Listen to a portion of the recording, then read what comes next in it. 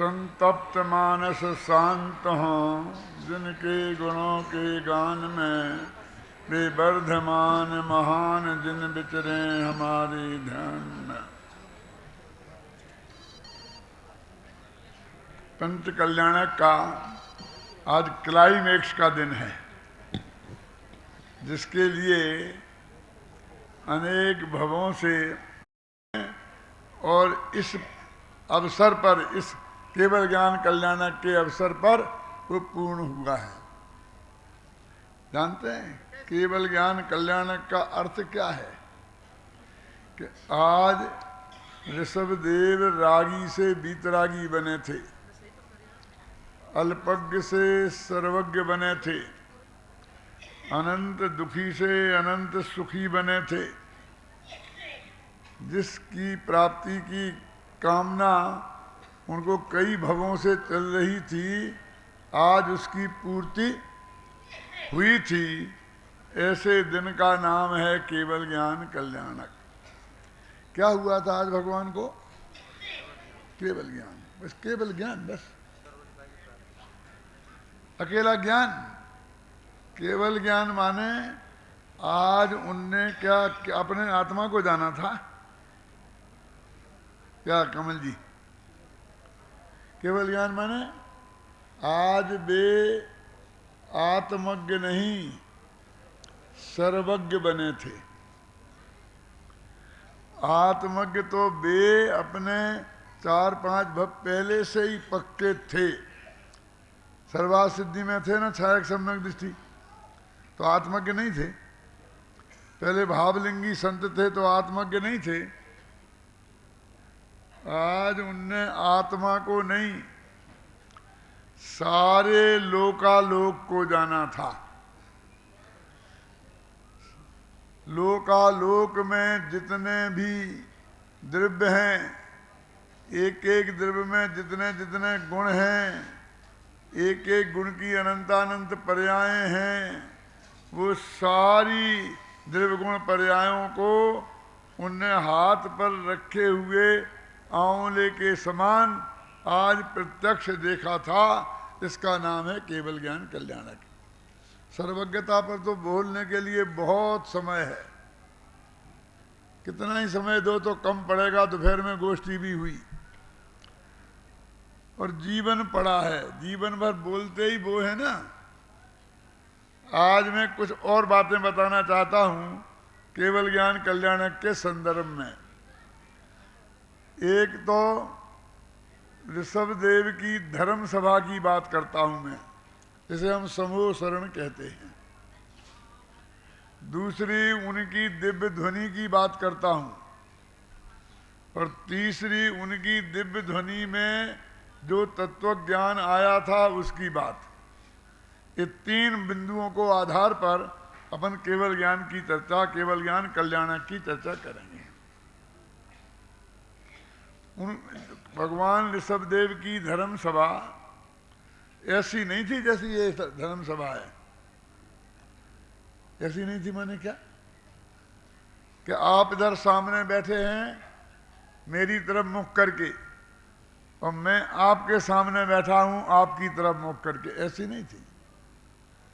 भगवान बीच में विराजमान थे और चारों तरफ सभा थी। चारों तरफ माने आगे पीछे, आगे पीछे कुछ था ही नहीं। क्यों? कि चारों तरफ से जो आदमी जहां बैठा था वहां से उसे ऐसा लगता था कि जैसे भगवान मेरी तरफ ही देख रहे, मुझको ही सुना रहे हैं। किसी को पीठ नहीं थी, सबको सामने ही सामने था। अपन बोलते ना, एक मुख चारे त्रभासत जगत माही प्रधान हैं। कैसे हैं वे भगवान? हैं एक मुख चारित्र भासत। तो कुछ लोग इसका अर्थ करते हैं कि यह एक मुख, लेकिन 4 मालूम पड़ते हैं। तो कहते हैं यह एक मुख पर 4 भासत। उनने करेक्शन कर दिया चारित्र का। और हमारे बापूजी राम जी भाई, सुमन भाई के पिताजी, सुमन भाई हाथ उठाओ, किधर हो, बैठे। वो कहते थे इसका अर्थ क्या है मालूम, कि जिन्हों की दिव्य ध्वनि में एक मुख्य चारित्र का ही वर्णन आया है, व्यवहार चारित्र तो चारित्र है ही नहीं, राग है। सुना, बापूजी ऐसा अर्थ करते थे। बापूजी माने सौराष्ट्र में दो आदमी थे, एक का नाम कांजी स्वामी और दूसरे का नाम रामजी भाई। रामजी भाई माने भगवान राम है ना, और कांजी माने भगवान कृष्ण। उनके यहाँ जो है हिंदुस्तान के दो हैं, कृष्ण और राम। सोनगढ़ के भी दो थे, कृष्ण और राम। कहान जो अपने यहाँ कन्हैया लाल बोलते हैं ना, वो गुजरात में उसी को कान बोलते हैं। कान जी का मतलब ये होता है, समझे ना, श्री कृष्ण के नाम का है वो मुख्य रूप से। तो मैंने कहा कि बापूजी ये बात अर्थ नहीं है इसका, मैं तीसरा अर्थ करता हूं। बापूजी से कहा था मैंने, क्या है ना, तो ऐसा थोड़ी है मुख्य चाहे तो व्यवहार चाहे तो, कोई केवली ने नहीं कहा किसी दूसरे ने बताया है क्या, वो भी केवली भगवान का ही कहा हुआ है। तो क्या है, ना चार है अर्थ और ना चारित्र है। तो क्या अर्थ है एक मुख्य चारित्र भाषत। चारित्र माने फोर एंड वाइड, चारों तरफ, समझ गए ना। है तो एक ही, लेकिन चारों तरफ से मालूम पड़ता है। चार तरफ नहीं, चारों तरफ। उसके लिए अंग्रेजी का सबसे बढ़िया है फोर एंड वाइड, ये अर्थ है इसका। हर एक सभा जो आदमी यहाँ बैठा है उसे लगता है मेरी तरफ देख, मेरे को ही समझा रहे, इधर वाला समझता मुझे समझा रहा है, पीछे पीछे पीछे तो आगे होते ही नहीं ना। ऐसी उनकी धर्म सभा थी। उनकी धर्म सभा के मालूम कितनी लंबी चौड़ी थी, 12 योजन लंबी और 9 योजन चौड़ी। और 1 योजन कितना होता है, 6000 किलोमीटर की थी, समझ लो आप। यानी बंबई से दिल्ली 1500 किलोमीटर है।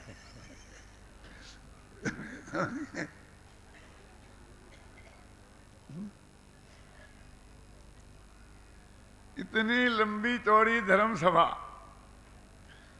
और वो धर्म सभा मालूम कैसी थी, जमीन से कितनी ऊंची थी भैया बता, करणानी योग विशेषज्ञ हैं। 5500 धनुष, 5000 धनुष ऊंची थी, 4 हाथ का एक धनुष। इतनी ऊंची धर्म सभा।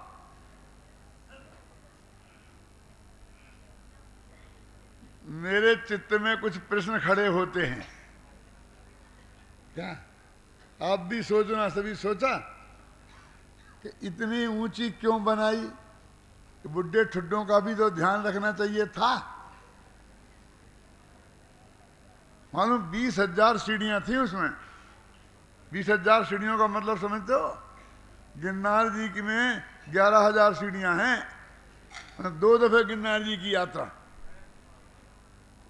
इतनी ऊंचाई,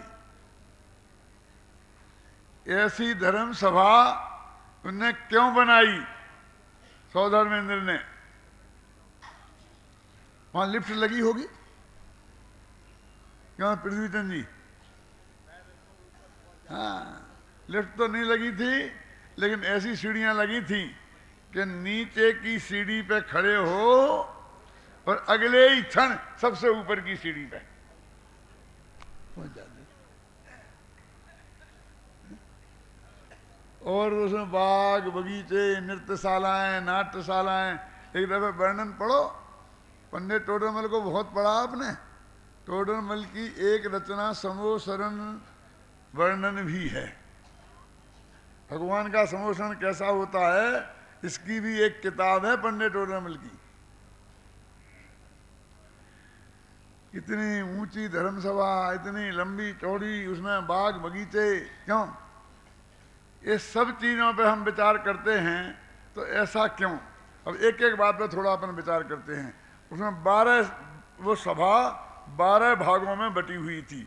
अपनी ये 2 भागों में बटी है ना, एक महिला एक पुरुषों के, ऐसे वो 12 भागों में बटी हुई थी। और शास्त्र में लिखा है इसमें बेंतर भवनवासी फलाने देव, और त्रिंचों की एक सभा, त्रिंचों की, गाय भैंस कुत्ता बिल्ली सब एक सभा। अब मनुष्यों की अलग और औरतों की अलग। क्या मुझे विचार आया कि जन्मजात विरोधी पशु 2 प्रकार के होते, शाकाहारी मांसाहारी, उनकी लिए 2 सभाएं अलग नहीं होनी चाहिए थी? यदि कोई मांसाहारी शाकाहारी का खा जाए तो, कोई शेर गाय को खा जाता तो कौन जिम्मेवार होता? इंद्र का कुबेर क्या भगवान? बोलो, ठीक नहीं थी? पशुओं को एक, मनुष्यों को एक नहीं, अलग अलग। उन्होंने कितनी इज्जत थी हमारी भगवान के समोषण में। वो जानते थे कि गाय और शेर एक घाट पानी पी सकते हैं, एक सभा में एक साथ बैठ के सुन सकते हैं, लेकिन ये मनुष्य एक साथ बैठ के नहीं सुन सकते भगवान के समोषण में भी। क्या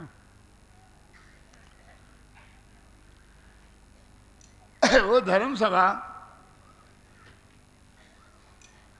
इतनी लंबी चौड़ी और इतनी ऊंचाई पे बनी थी कि ऊंचाई पे क्यों बनाई? जमीन पे बनाते तो अच्छा रहता ना। तो इतनी बड़ी खाली जगह बता देते हम तुम्हें, तुम हमें जितनी बताई ना, कितना 6000 किलोमीटर इतनी लंबी चौड़ी जगह खाली बताओ जहां भगवान का समोषण रच जाता। हमने जब ये जगह चुनी पंचकल्याण के लिए तो हमारे अत्यंत नजदीक मित्रों ने बहुत विरोध किया।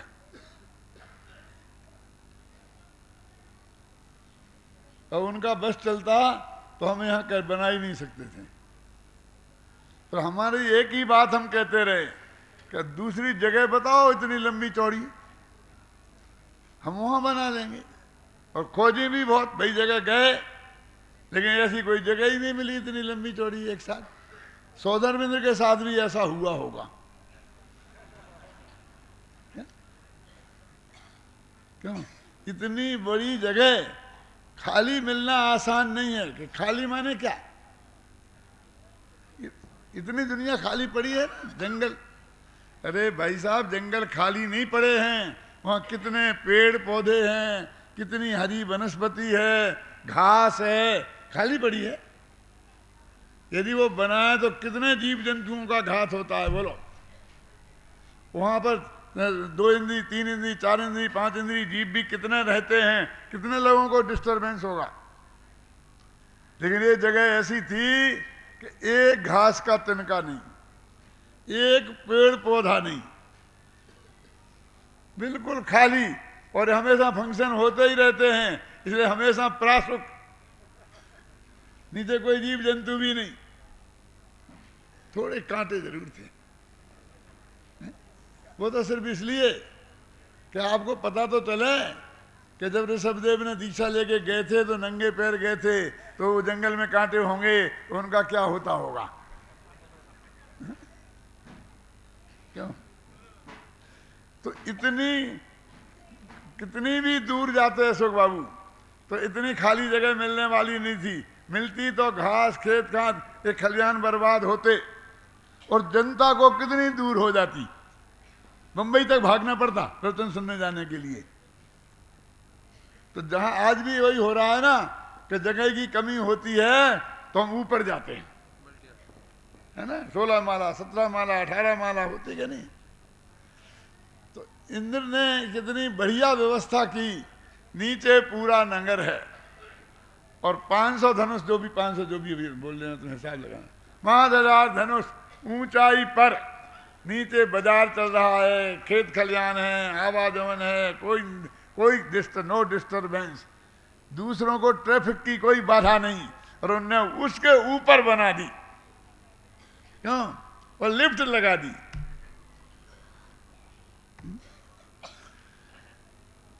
लेकिन ये बाग बगीचा, ये राग रंग की बातें क्यों, ये नाच गाना क्यों, नृत्य गाने क्यों, भगवान के समोषण में इनका क्या काम? और ने कहा भैया नृत्य गाने कम होंगे, नाट्यशालाएं नहीं चलेंगी, हमारे यहाँ तो तत्व की चर्चा ज्यादा होगी, दिन भर क्लासें प्रवचन चलेंगे, गोष्ठी चलेंगी तत्व ज्ञान की।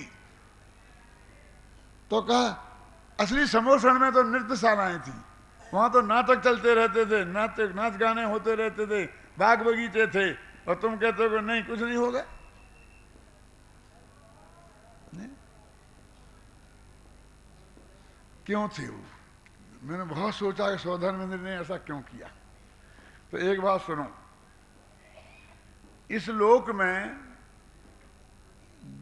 जितना बड़ा वक्ता होता है उतने अधिक श्रोता आते हैं, और कई भाषाओं के अलग अलग, आप समझे ना, प्रधानमंत्री आए तो IAS ऑफिसर भी लाइन लगा के खड़े होंगे, बड़े बड़े मुख्यमंत्री भी खड़े रहेंगे, और आदिवासी और शहरिया भी आएंगे कि नहीं आएंगे। तो जहां तीर्थंकर 3 लोक के नाथ भगवान की धर्मसभा होगी, उसमें कितने लोग आएंगे बोलो? अरे आदमी नहीं, गाय भैंस कुत्ता बिल्ली सब। अब ऐसी धर्म सभा में भीड़ कम करने का उपाय क्या है? सौधर्मेंद्र ने तो गलती करी। अब मैं आपसे पूछता हूं कि हम क्या करते, आप क्या सलाह देते कि भीड़ पे कंट्रोल कैसे किया जाए? तो किसी सैनिक से, सेनापति से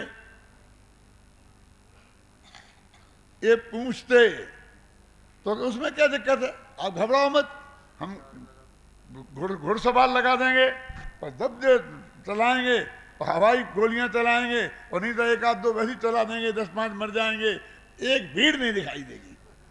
अब क्या बात करते हो? क्यों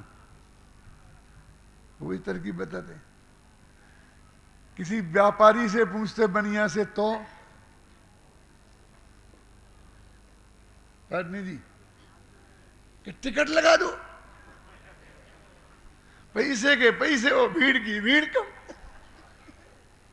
जी तो फिर इस समोषण पर पैसे वालों का कब्जा हो जाता। क्यों हो जाता कि नहीं? लेकिन सौधर्मेंद्र भाग से ना सेनापति था, और सौधर्मेंद्र ना भाग से बनिया था। तो अब इस भीड़ को रोके कैसे? और ये विषय कसाई की रुचि वाले जीव उस समोषण में पहुंच जाएंगे तो वहां भी ये कोलाहल मचाए बिना रहेंगे नहीं, ना खुद सुनेंगे और ना दूसरों को शांति से सुनने देंगे। ख्याल में है कि नहीं आपके? इसलिए उसने ऐसे लोगों के लिए नीचे नृत्यशालाएं, बेटा नाटक देखो, नाच देखो, बाग बगीचे में घूमो, पिकनिक मनाओ, वो जो विषय कसाई की रुचि वाले जीवों को छांटने के लिए वो चीजें वहां बनाई थी। और शास्त्रों में ऐसा आता है कि हजारों जीव रोजाना भगवान की दिव्य ध्वनि सुनने जाते और बाग बगीचे में घूमकर वापस आ जाते, क्योंकि तब तक दिव्य ध्वनि खत्म हो जाती थी और लोग लौटने लगते। ऐसे सैकड़ों बार जाते और भगवान के समोषण में वहां धर्म सभा तक पहुंच ही नहीं पाते। वो भीड़ छाटने का उपाय है। क्यों? विषय कसाई की रुचि वाले जीव वहां नहीं पहुंचे। कौन पहुंचे? कि जिन्हों नीची गर्दन करके चले, 4 हाथ जमीन देखते हुए कि कोई जीव जंतु ना मर जाए, पर एक ही बात का मुझे भगवान की दिव्य ध्वनि सुनना है। और वहां पहुंचे तो ऐसे सिलेक्टेड लोग, मैं हिंदी में नहीं बोलना चाहता क्योंकि आप नाराज हो जाएंगे। क्या बोलते हैं? हिंदी में बोलूं तो क्या कहेंगे कि छटे छटाए लोग। तो जरा उसका अच्छा अर्थ नहीं होता ना, कि छटे छटाए लोग। क्यों? माने ऐसे अध्यात्म की रुचि वाले लोग वहां पहुंचते और जब वे सुनते तो कितना बढ़िया रिजल्ट आता था। कि अब आता है शास्त्रों में भगवान की दिव्य ध्वनि खिली, उनने सुनी तो इतने लोगों ने मुनि दीक्षा ले ली, इतने लोगों ने अनुभूत ले लिए, इतने जीवों को सम्यक दर्शन की प्राप्ति हो गई। आता कि नहीं आता शास्त्र में? क्यों? ये तो बड़े बड़े स्कूल खुल गए ना आजकल हिंदुस्तान में, जिनमें 10 में जिनका नंबर आता है, टॉप के 10 टॉप, उसमें भर्ती हो जाएं तो लाखों रुपए की नौकरी मिलती है। क्यों ऐसे होते हैं? तो क्यों ऐसे, क्यों इतने बढ़िया नंबर क्यों आते हैं? बहुत बढ़िया पढ़ाई होती है वो नहीं, क्यों आते हैं? क्योंकि वे सिलेक्टेड लोग, 95% वालों को तो वे भर्ती करते हैं। अब उन्हें क्या पढ़ाना? नहीं पढ़ाए तो ही टॉपर आने। यानी सिलेक्शन में यदि अपन चतुराई कर लें तो आगे सिलेक्टेड लोग आने ही वाले हैं ना। हमने भी विद्यालय में नियम रखा है, फर्स्ट डिवीजन से नीचे नहीं लेना, 60% से नहीं लेना। पहले हमें राकेश बहुत परेशानी होती थी कि कम परसेंट वाले आते थे सिफारिशें ले करके। हालांकि मैं तो बहुत कठोर आदमी हूं, कहता था महावीर भगवान की भी सिफारिश यहाँ नहीं चलेगी, किसी की भी सिफारिश लेके आओ नहीं चलेगी। लेकिन परेशानी तो होती थी ना वीर सागर। अब तो हमारी यूनिवर्सिटी ने ही नक्की कर दिया, वो ही 60% से कम में नहीं लेती है। शास्त्री में भर्ती होना हो तो 60% नंबर चाहिए, नहीं तो यूनिवर्सिटी भी भर्ती नहीं करती है। क्योंकि अच्छे लोग आएंगे और हम पे उन पर मेहनत करेंगे तो फल भी सामने आएगा। और वे फेलुअर लोग आ गए, हम मेहनत कर करके मर जाएं और वे पंडित बन गए दुर्भाग्य से, तो हमें भी बदनाम करेंगे और खुद भी बदनाम होंगे। भगवान के समोषण में वे सिलेक्टेड लोग पहुंचे। सिलेक्शन कैसे हुआ?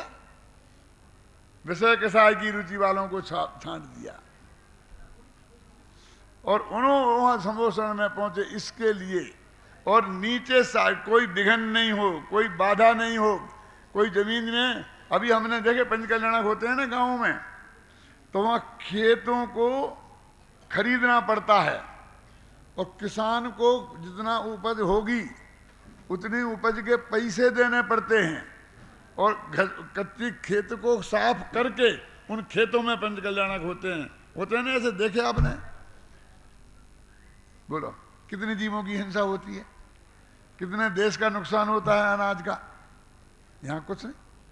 तो उन्हें तो ऐसी जगह चाहिए थी इंद्र को, वो उनने जो चुनी कि इतनी ऊंचाई पर और अरुचि वाले जीव ही वहां पहुंचे तो भगवान की दिव्य ध्वनि का लाभ सबको मिले। देखो भाषा की भी तो एक प्रॉब्लम है। 10 अष्ट महाभाषा समेत लघु भाषा 7 शतक सुचेव। 18 महाभाषाएं और 700 लघु भाषाओं में भगवान की दिव्य ध्वनि समझ लो खिरती थी अकेली, ओम निरक्षरी अनक्षरी। और जिसके कान में जाती उसकी भाषा के रूप में परिणमित हो जाती। लोगों को लगता है कैसे हो सकता है ये? अब आजकल तो लोकसभा वगैरह में ऐसे वो यंत्र लग गए ना कि सब अपनी अपनी भाषा में सुन लेते हैं, तो कोई बड़ी बात नहीं है। लेकिन भाई ये तो दिगंबरत्व की महिमा है। कलकत्ते में महिलाओं की एक सेमिनार हो रही थी यूनिवर्सिटी में, और भाषा थी कि कौन सी भाषा अच्छी है। एक महिला आई कि उन्हें बंगाली भाषा जैसी मिठास किसी भाषा में नहीं है। यूपी की नाम ही जिसका खड़ी बोली, ऐसी बोले जैसे चांटा मार रहा हो, दो डंडे मार रहा हो। अब साहब उसने मेरे से ऐसा कह दिया, अरे भाई साहब वो यूपी का है, उसने कुछ नहीं कहा, उसकी तो भाषा ही ऐसी है। कहते ना कि नहीं, गुजराती में जो लोच है वो दूसरी भाषा में नहीं है। ऐसी बहस चल रही थी। इतने में एक आया आई, क्या आया आई, आया नहीं, वो आया माने नर्स, बच्चों को रखने वाली होती है ना, आया बोलते ना उसे। एक आया आई और उसने कहा अध्यक्ष से कि आपकी बेबी रो रही है। क्या कहा? आपकी बेबी रो रही है। तो एक दूसरी महिला बोली, कौन सी भाषा में? समझ में आया क्या कहना चाहता हूं? रोना हंसना ये किसी भाषा में नहीं होते, सबकी भाषा एक है ना। अब वो जो नंगा बालक बोलता है तो हर भाषा भाषी मां समझ लेती कि नहीं? बोलो, किसी मां को आज तक दिक्कत हुई उसकी भाषा को समझने में? तो एक नंगे बालक की भाषा हिंदी, गुजराती, मराठी, कन्नड़, तमिल, बंगाली सब समझ लेते हैं। क्यों? तो एक नग्न दिगंबर संत की भाषा जो केवल ज्ञान हो गया हो, सारी दुनिया समझ ले, तो कौन से आश्चर्य की बात है। ये तो उनके नग्नत्व का महानता है। उनके ओंठ नहीं हिलते हैं, सर्वांग से उनकी दिव्य ध्वनि को एकाक्षरी भी कहते हैं और अनक्षरी भी कहते हैं। ओ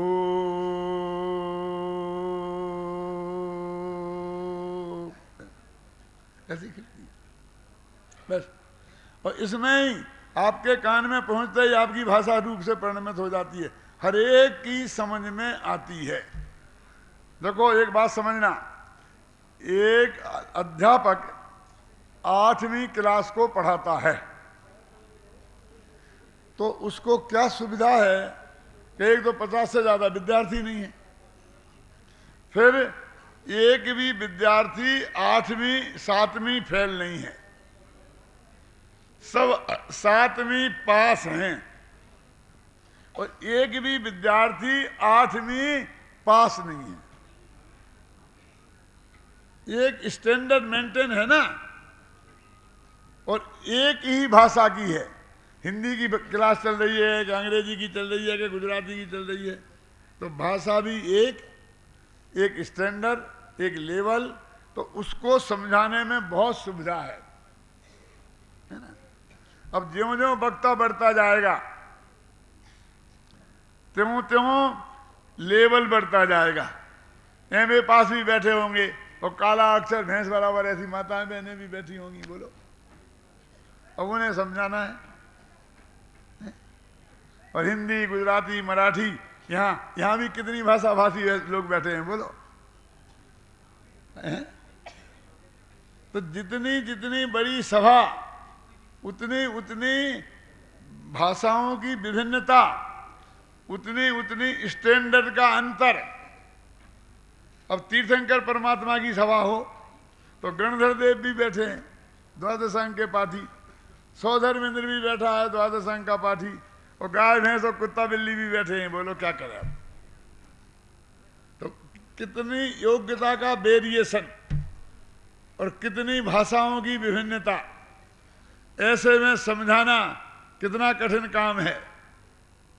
प्रधानमंत्री भाषण दे रहा है तो सारे विश्व के नेता सुन रहे हैं।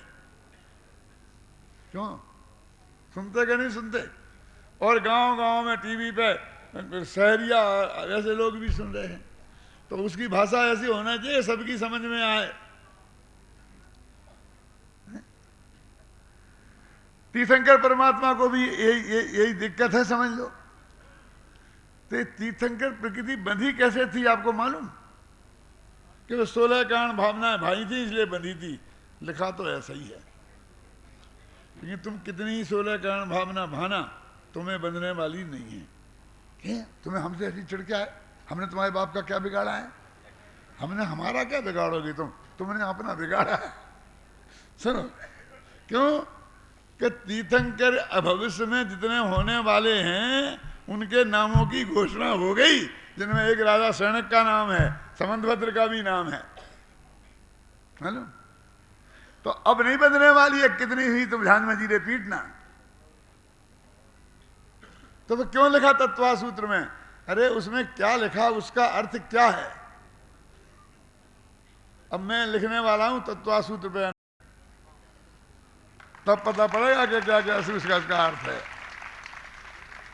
उसका अर्थ तो ये है कि चौथे गुणस्थान से लेकर 8वें गुणस्थान के 14 में से 6वां भाग, यहां तक तीर्थंकर प्रकृति का बंध होता है।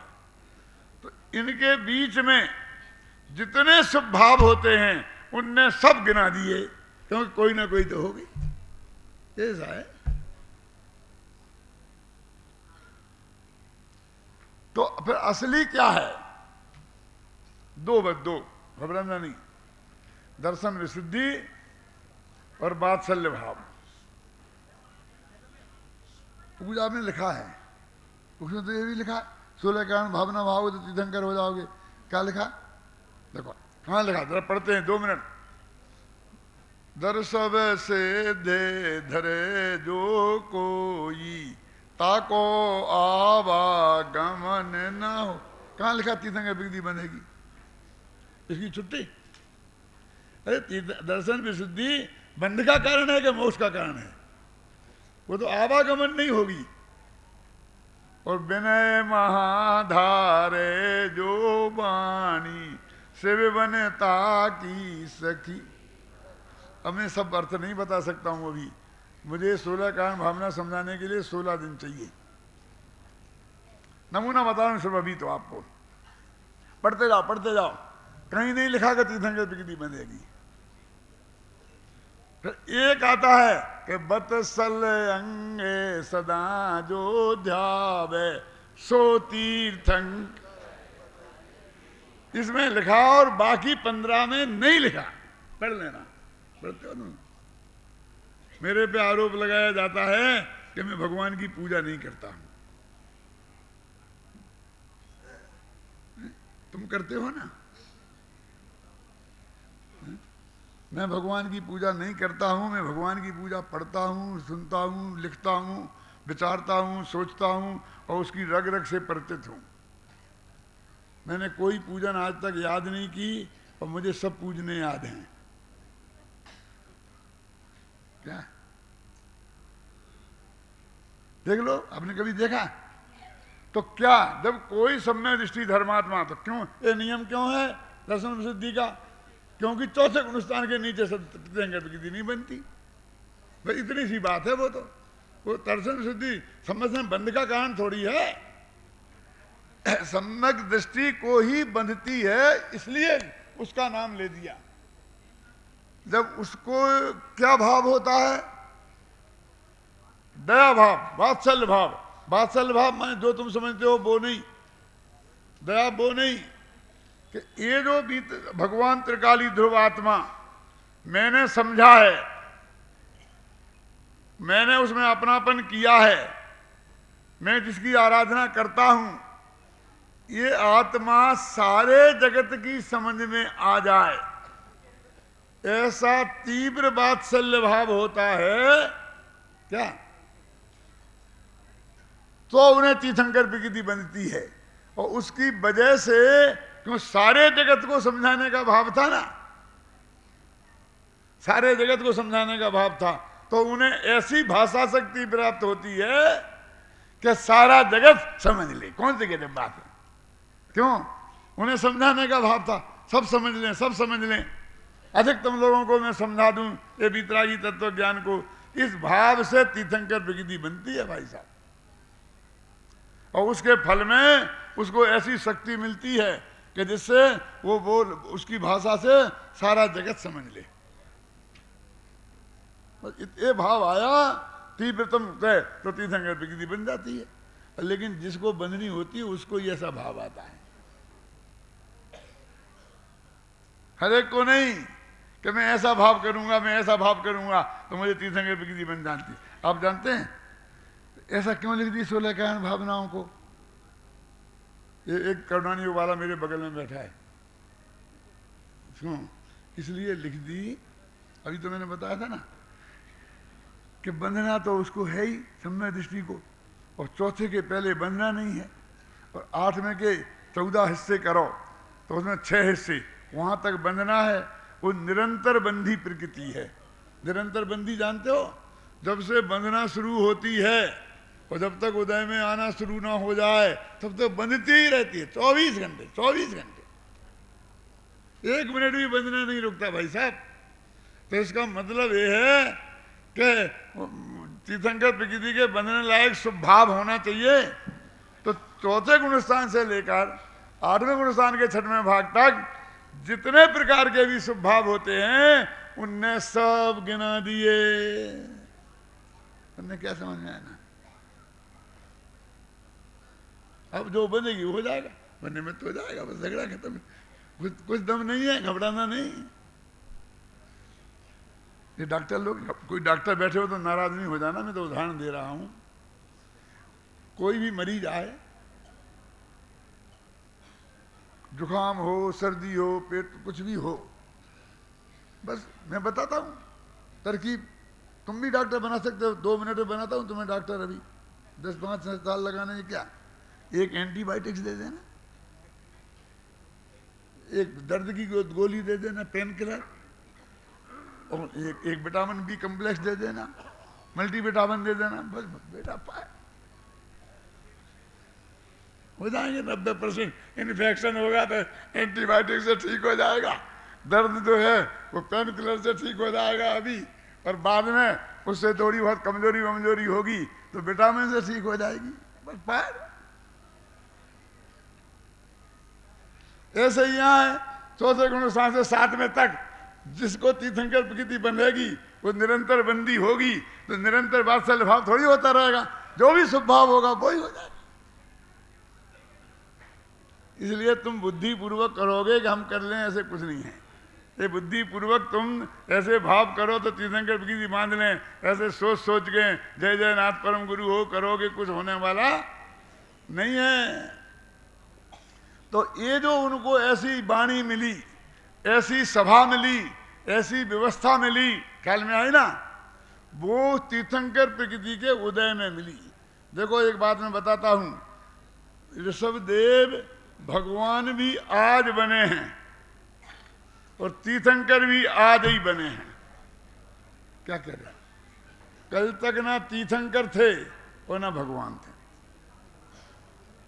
चल रही थी पोल पट्टी। क्यों भाभी नैगम नैसे, क्योंकि केवल वीतरागी सर्वज्ञ होने के बाद ही भगवान वैहुत कहलाते हैं। अपने आता ना भगवान किसे कहते हैं, जो वीतरागी सर्वज्ञ और हितोपदेशी हों। तो वीतरागी भी आज हुए, सर्वज्ञ भी आज हुए, और दिव्य ध्वनि भी आज खिरी, इसलिए हितोपदेशी भी आज हुए। तो भगवान तो आज बने कि नहीं बने। और तीर्थंकर प्रकृति का उदय भी 13वें गुणस्थान में आता है।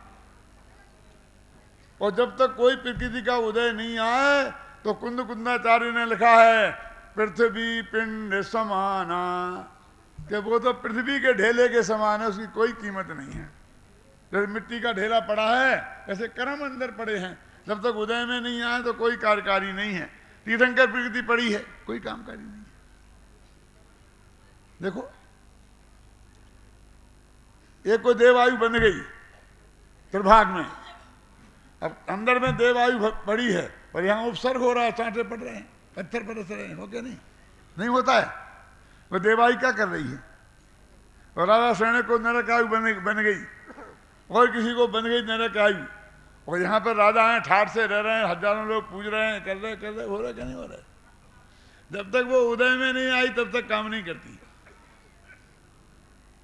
बंधते हुए कर्म कुछ बिगाड़ते नहीं, सत्ता में पड़े हुए कर्म बिगाड़ते नहीं, उदय में आए तो गड़बड़ होती है। उदय एक समय का होता है, आगे खिल जाते हैं। तो तीर्थंकर प्रकृति तो अभी उदय में आई ही नहीं, मुफ्त में ही नगाड़े बज रहे हैं तीर्थंकर के नाम पे, समझे ना। तीर्थंकर 13वें गुणस्थान में वे तीर्थंकर बने हैं, और 13वें भगवान में आज बने तीर्थंकर भगवान ऋषभदेव। आज ये नाम है, कल तक तो क्या थे? मुनिराज ऋषभदेव, राजा ऋषभदेव, राजकुमार ऋषभदेव, बालक ऋषभ, अभी तक तो ये थे। तो उनको ऐसा संयोग सहज मिला है कि वो अधिकतम लोग उनकी बात सुन सकें और समझ सकें, सब हरेक की समझ में आ जाएं। तो एक तीर्थंकर का परिपाक हुआ, इसका मतलब है कि लाखों भव्य जीवों के कल्याण का काल पका है। भवि भागन बस, हे भगवान आप भव्य जीवों के भाग्य के बस से जोगे माने 13वें गुणस्थान में बसते हो। क्यों कि 13वां नहीं होता तो दिव्य ध्वनि नहीं खिलती, तीर्थंकर नहीं होते, भगवान नहीं होते, और 14वें होके मोक्ष में चले जाते तो दिव्य ध्वनि नहीं खिलती। क्या समझ? अरे यहां आ गए और यहीं बस गए, कब तक? हजारों वर्ष तक। क्यों? जोगे माने 13वें गुणस्थान में बसते हो, अथवा कि बस जोगे, बसाए माने बस। हाँ, ये भाई साहब ने बोल दिया मेरा, नहीं बस योगे नहीं है, बच योगे है। गड़बड़ है, बस तो अच्छा नहीं है, भगवान को बस करना अच्छा नहीं है, वे किसी के बस से कुछ काम करें ये ठीक नहीं है, इसलिए बच योगे अच्छा है। वचन योग में है, आपको वचन योग का संयोग है। क्या क्या बोलते हैं? बच योगे बसाए, उनने बच योग कर दिया, ख्याल में है ना। लेकिन भाई साहब ये तो निमित्त का कथन है, तो बस योगे भी रहे तो कोई दिक्कत नहीं है, क्योंकि इसमें उनका क्या भला होने वाला है? किनका? जिनकी दिव्य ध्वनि खिल रही, उस दिव्य ध्वनि से उन्हें क्या लाभ मिलने वाला है मुझे बताओ। मैं पूछता हूं, अभी मैं व्याख्यान कर रहा हूं, समझा रहा हूं, तो किसको लाभ हो रहा है? मुझे कि आपको? सोचो, श्रोता को या वक्ता को? मुझे तो गला खराब होने का लाभ मिल रहा है। क्यों? अरे मैं तो जो जानता हूं वो ही बोल रहा हूं ना, तो मेरे ज्ञान में तो क्या वृद्धि होने वाली है? दो बातें नहीं जानने को तो आपको मिलेंगी ना, आपको मिलेगा ज्ञान कि नहीं साहब अकेला गला ही खराब नहीं होगा, आपका यश भी तो बढ़ता है, तालियां पिटती हैं, प्रशंसा होती है, ऊंची कुर्सी मिलती है बैठने के लिए। क्यों? तो तुम्हें मिला ज्ञान और हमें मिला कर्म बंध हुआ, पुण्य बंध, यशस कीर्ति। क्यों? तो हमें तो बंध हुआ है भाई साहब, इसे तुम लाभ कहते हो। तुम्हारा 1 घंटा सार्थक हुआ है और हमारा 1 घंटा जो भी समझ लो आप, तो वो भगवान को क्या लाभ है? तो इसलिए कहते हैं कि भव्य जीवों के भाग्य के कारण हम तो भगवान से यही कहना चाहते हैं कि हमारा कल्याण होना है, इसलिए आप इस 13वें गुणस्थान में हो और आपकी दिव्य ध्वनि खिल रही है। जिनकी दिव्य ध्वनि नहीं खिलती है ऐसे मूक केवली भी होते हैं, होते हैं ना। जतीश भाई के लिए रामजी भाई मूक केवली की उपाधि देते थे। जब वे सोनगढ़ में थे तब बिल्कुल बोलते नहीं थे, भाषण भाषण बोलना तो बहुत दूर की बात है, आपस में बातचीत में भी बहुत कम बोलते थे। फिर हमने महाविद्यालय खोला तो जितने ब्रह्मचारी वहां थे नई उम्र के, वैसे ज्यादा नई उम्र के तो नहीं, तो गुरुदेव के प्रताप से वे सब हमारे पास आ गए और फिर हमने पढ़ाया लिखाया किया। और फिर जब विदिति भाई वहाँ पहुँचे और उनने अपनी गर्जना की, दिव्य ध्वनि जैसी खिरी उनकी, तो राम जी भाई ने मेरे से कहा था उनके सामने भरी सभा में कि पंडित जी तुमने मेरे मुंह केवली को बोलता केवली करी दीदा।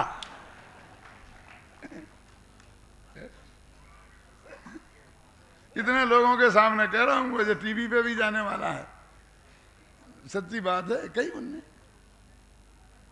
मुंह केवली हैं, वे मोक्ष में जाएंगे, और बोलने वाले केवली मोक्ष में जाएंगे, तो वहां उन्हें थोड़ी ज्यादा सुविधा मिलेगी ना, अटैच लेटरिन बाथरूम का कमरा मिलेगा ठहरने के, और मुंह केवली को थोड़ा कम मिलेगा। क्या भाई साहब, सुविधा ज्यादा मिलेगी, सुख ज्यादा होगा, शांति ज्यादा होगी।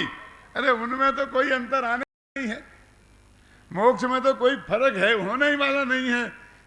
तो ये जो फर्क है कि मुंह केवली से जनता को फायदा नहीं होता और बोलते केवली से जिसकी दिव्य ध्वनि खिलती है जनता को लाभ होता है।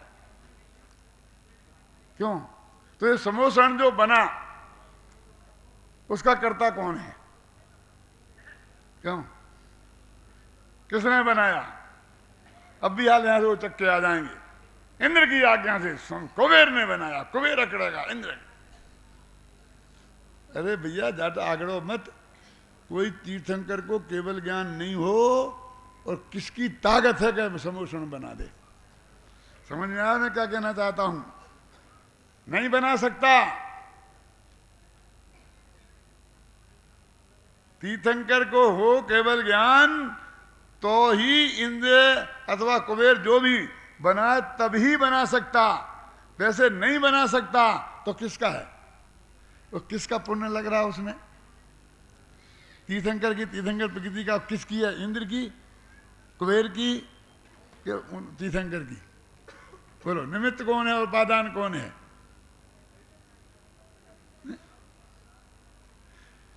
ये सौधर्मेंद्र नाचता है ना, वो भी जब तीर्थंकर का जन्म होता है तभी जिंदगी में नाच सकता है। वैसा नृत्य ना वो एक दिन पहले कर सकता है ना एक दिन बाद कर सकता है। कि साहब ये महीना भर से प्रैक्टिस करी होगी उसने पहले। अरे असली नृत्य के लिए प्रैक्टिस नहीं करनी पड़ती है, ये तो नकली नृत्य के लिए प्रैक्टिस करनी पड़ती है। क्या असली नृत्य तो जब मन मयूर नाचता है तो कदम नाचने लगते हैं, तो उसके पहले एक दिन कभी भी एक दफा भी प्रैक्टिस, बाद में भी नहीं कर सकता, समोषण नहीं बना सकता। समझ रहे ना? ऐसा है। ये बुद्धिपूर्वक किए जाने वाले काम नहीं है। ये इसलिए कहते हैं वो समोषण की रचना, उन सब चीजों में उनकी जो दिव्य ध्वनि खिरी, वो कितनी भाषाओं में कैसे खिरती है, कैसे जन जन तक पहुंचती है, ख्याल में आए ना। और फिर उस दिव्य ध्वनि में आया क्या था? एक बहुत दुर्भाग्य की बात मैं आपको बताना चाहता हूं। आज मेरे पे वैसे बहुत प्रेशर है कि ज्यादा समय मत लेना, तो मुझे पता नहीं कितना हो गया, लेकिन एक बात तो आगे तो कह के रहूंगा। क्या क्या कह रहा था?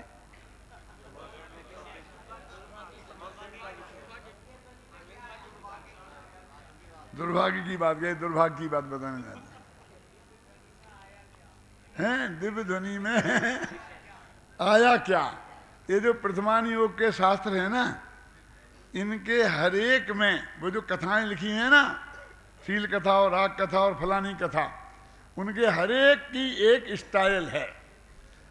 100 किताबें निकाल के ले आना आपने, उसमें से वहां यही लिखा मिलेगा, जम्बू द्वीप देपन में सार, भरत क्षेत्रता में सुख कार। फिर 10-20 पंक्तियां होंगी। फिर बाद एक समय विपुलाचल तीर, समूह शरण आयो महावीर। फिर 2-4 पंक्तियां होंगी। फिर लिखा होगा फिर राजा सैनिक ने कहा कि हे महाराज, आज तो मुझे धन्य कुमार जी की कहानी सुननी है। और उन्होंने कहा हे भव्य सुनो, और वो धन्य कुमार जी की कहानी शुरू हो गई। तो ऐसा लगता है कि एक कहानी तो भगवान की दिव्य ध्वनि में आई हुई है सीधी, हमें ऐसा लगता है। और समय सारो तत्वा सूत्र में बंदित्व सिद्ध सद्दे से कह के शुरू कर दी। अब ये लिखी नहीं कि कोई ने पूछी, कोई ने बताई भगवान महावीर की दिव्य ध्वनि, ये लिखा ही नहीं। और तत्वासु तो उससे भी कहते मंगलाचरणी नहीं, मंगलाचरणी गायब, सम्मत ज्ञान चारित्राणी मोक्ष मार्ग, वहीं से शुरू कर दिया। ये तो मंगलाचरण बाद में किसी ने जोड़ दिया है मोक्ष मार्ग, उनका थोड़ा। इसलिए ऐसा लगता है कि जी, और वो पुराण तो छपता है ऐसा बड़ा लंबा चौड़ा, ऐसा खोल खोल के पढ़ना पड़ता, और तत्वासु छपता है ऐसा कि अपन जेब में रख लो पॉकेट बुक में। तो ये तो हो गई किताब, तत्वासु तो समय सार तो हो गई किताब, और वे हो गए शास्त्र। एक तो मैंने जब रिसर्च की थी टोडरमल जी पर, तो उदयपुर में मुझे एक किताब मिली थी, बहुत सड़ी सड़ाई गली गलाई। मालूम उसमें क्या लिखा था? वही एक समय जब विपुलाचल तीर समोषण आयो महावीर, और फिर महावीर से राजा सैनिक ने पूछा कि ये जो तेरा पंथ का उदय कैसे होगा, तो उन्होंने बताया कि जयपुर में एक बहुत चालाक चुस्त पंडित होगा जिसका नाम टोडरमल होगा, और वो तेरा पंथ का एक कुपंथ को चलाएगा, ऐसा लिखा था। भगवान महावीर ने कई राजा सैनिक के पुत्र में किताब मिली थी मुझे, पर उसी स्टाइल में लिखी हुई, वो बनी बनाई स्टाइल है कहानी में। और हमें तत्व की बात लिखते हैं, त्रिकाली तो भगवान आत्मा, तो सीधी शुरू कर देते हैं प्रमाणादर्थ संसिद्धि तदा भाषात में परे या, भगवान का नाम ही तक नहीं लेते, किसने कही किससे कई बातें नहीं करते। तो हमको ये लगता है ये भगवान की बात नहीं। असली तो भगवान की दिव्य ध्वनि में क्या आया था वो मैं आपको बताना चाहता हूं। ये नहीं आया था कि एक था राजा एक थी रानी, दोनों मर गए, खत्म कहानी। कि ये त्रिकाली ध्रुव भगवान आत्मा, जिसके दर्शन का नाम सम्यक दर्शन है, जिसके जानने का नाम सम्यक ज्ञान है, और जिसके में लीन होने का नाम सम्यक चारित्र है, वो त्रिकाली ध्रुव भगवान का स्वरूप भगवान की दिव्य ध्वनि में आया था, क्योंकि मोक्ष मार्ग उससे खुलता है। ऐसा कहकर मैं ये नहीं कहना चाहता हूं कि प्रथमान योग भगवान की दिव्य ध्वनि में नहीं आए थे। और टोडरमल जी के पास जाओ तो वे बहुत आपको विस्तार से समझाएंगे, लेकिन मूल कथा तो वैसी ही थी, और बाकी कवि ने अपने मन के हिसाब से लिख दी। उदाहरण कहेंगे कि रामचंद्र जी जब अपनी माता कौशल्या के पास गए होंगे, तो उनने जो बातचीत करी होगी, तो उन्होंने कहा वे गए, उनने माता से बहुत कहा, माता ने बहुत दुख प्रकट किया, और फिर आखिर वो वन में चले गए। फिर सीता जी के पास गए, उन्हें बहुत समझाया, सीता जी ने ये कहा। इतना लिखी है, फिर मूल कथा तो इतनी है। अब सीता जी ने और राम ने क्या क्या कहा था वो कभी अपना नमक मिर्च लगा लगा कर कहता है, वो सब उस कवि का है, ऐसा लगा क्लियर है। क्या क्या लिखा, क्या क्या बातचीत हुई होगी फिर सीता और राम की। अरे उनने कहा अहम गमस्यामि महावनम प्रिय त्वया ही वस्तव्य यही विभाविनी, वाल्मीकि ने लिखा कि हे प्रिय, मैं भयंकर जंगल में जा रहा हूं पिता की आज्ञा से, और तुम यहीं रहना, सासू जी की सेवा करना। क्या अहम गमस्यामि महावनम प्रिय त्वया ही वस्तव्य यही विभाविनी। फिर सीता जी ने कहा तो मैं पूछता हूं कि राम और सीता संस्कृत के श्लोकों में बात करते होंगे? चंद में बोलते होंगे, उनकी भाषा अलग होगी, शब्द अलग निकले होंगे, वाक्य भी अलग निकले होंगे, लेकिन कवि ने अपना अंदाज लगाया, यही बात की होगी। और अंत में कौन हारा कौन जीता? रामचंद्र जी का पक्ष क्या था कि तुम यहीं रहो, मैं जंगल में जाता हूं, जल्दी लौट के आऊंगा 12 साल में, 15-14 साल में। और सीता जी क्या कह रही होंगी कि नहीं मैं साथ चलूंगी।